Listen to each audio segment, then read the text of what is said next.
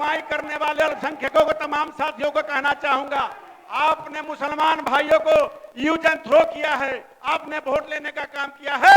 विकास के नाम पर जितना आपने अल्पसंख्यकों को लूटने का काम किया है, उतना किसी ने लूटने का काम नहीं किया है। सिर्फ भाजपा का भय दिखा करके आपने वोटरों से, मुसलमानों से वोट लिया।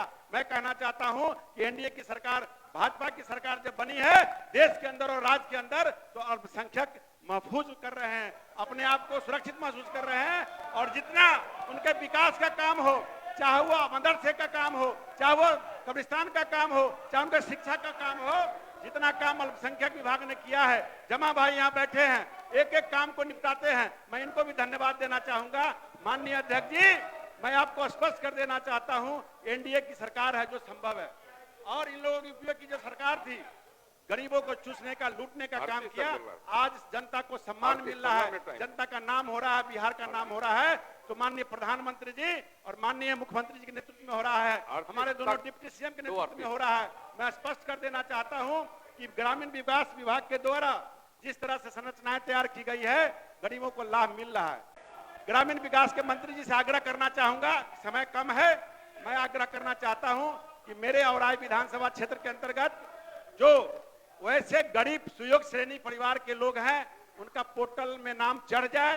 अभी 10 से 12 दिन और बचा हुआ है, 31 मार्च तक है, इसका डेट बढ़वा करके तमाम कोई भी बिहार का गरीब न छूटे, इसको ध्यान में रखते हुए नाम जुड़वाया जाए। और हमारे औराई प्रखंड मुख्यालय जो प्रखंड विकास पदाधिकारी बैठने के लिए भवन नहीं है, बाकी और कटरा में है, वहाँ पर कृषि विभाग में चलता है, तो आपसे मैं आग्रह करूंगा कि वहाँ नया भवन निर्माण बनाया जाए। आप सबों को बहुत बहुत धन्यवाद। नमस्कार। चीनी मिल बंद करा दिए, चीनी मिल का जो स्थिति पैदा कर दिए, कोई लोग तैयार नहीं हो रहा है। खैर, उसके अलावे मैं कहना चाहूंगा कि तमाम हमारे जो विभाग के उपभोक्ता संरक्षण मंत्री लेसी सिंह जी बैठी हैं, और जरा गौर से दिल पे हाथ थाम के सुनिएगा, सोचिएगा भी।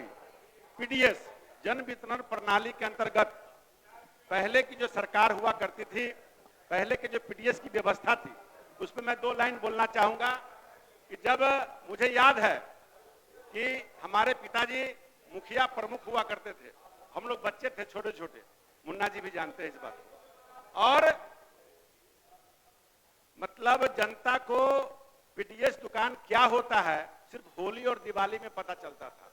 उसमें भी जब पैरवी होता था तब वो दुकान के मार्फत किसी जनप्रतिनिधि के द्वारा मिलता था। लेकिन आज माननीय मुख्यमंत्री नीतीश कुमार जी के द्वारा, माननीय प्रधानमंत्री नरेंद्र मोदी जी के द्वारा ऐसी व्यवस्था बनाई गई, वन राशन कार्ड और केवाईसी से जोड़ना और ऑनलाइन डिलीवरी करना, डोर स्टेप डिलीवरी करना, ये आज बताता है, यह दर्शाता है कि बिहार की जनता को 5 किलो मुफ्त अनाज दे रहा है, तो निश्चित तौर पे वो 12 महीना मिल रहा है। इनके जमाने में 12 महीना में मात्र 2 महीना ही डिलीवरी हुआ करता था, और 10 महीना का घोटाला हुआ करता था, जिसका जांच भी नहीं होता था। और तमाम वैसे आप जनता से पूछ लीजिए, आप जनता के पास चले जाइए, कहीं अगर 19-20 कुछ होता है तो आज 12 महीना का 12 महीना डिलीवरी होता है। यह सरकार एनडीए की सरकार का देन है, एनडीए के मंत्रियों का देन है, माननीय प्रधानमंत्री जी का देन है, माननीय मुख्यमंत्री जी का देन है। मैं स्पष्ट कर देना चाहता हूं, इस पर तमाम विधायक के सदन के अंदर जो भी लोग हैं अपनी जनताओं को राशन नहीं दिलवा पाते थे। सत्य बाबू बैठ जाइए, आप महादलित के नेता हैं, आपके महादलितों का हक लूटा जाता था, जिस समय कोई लोग बोलने वाला नहीं था। माननीय प्रधानमंत्री जब आए हैं, माननीय मुख्यमंत्री जब आए हैं, तो सदन के अंदर गरीबों का हक की लड़ाई करके व्यवस्था देने का काम किए हैं। बैठ जाइए। और मैं सदैव जी अभी अल्पसंख्यक विभाग के द्वारा जो व्यवस्था बनाई गई है, और माननीय मुख्यमंत्री जी ने इन्होंने, मैं सत्य बाबू बैठ जाइए, मैं कहना चाहूंगा मात्र 2 मिनट। क्या व्यवस्था बोलिए ना, बोलिए सर, समय मेरा बर्बाद कर रहे हैं।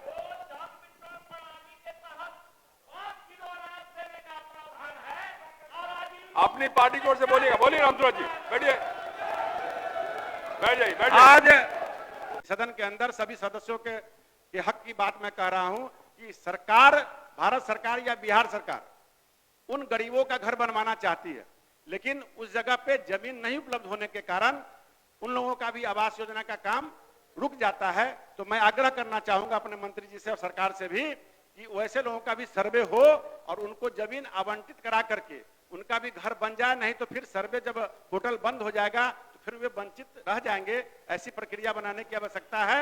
जैसे हमारे विधानसभा क्षेत्र के अंतर्गत मतलब अभी माननीय बिहार सरकार और भारत सरकार के तमाम अपने नेताओं को भी धन्यवाद देना चाहूंगा कि 1378 करोड़ की लागत से जल संसाधन विभाग के द्वारा जो सुदृढ़ीकरण का काम होना शुरू हुआ है, जहां से ये बांध बना है, जो कि हमारे विधानसभा क्षेत्र में और रूनी सैदपुर का अलग है, मेरा अलग है, जिसमें 51 किलोमीटर का रोड स्वीकृत हुआ है। बांध पर बनना है, सुदृढ़ीकरण होना है, लेकिन परियोजना बांध बनने के कारण इसी विभाग से संबंधित मामला है।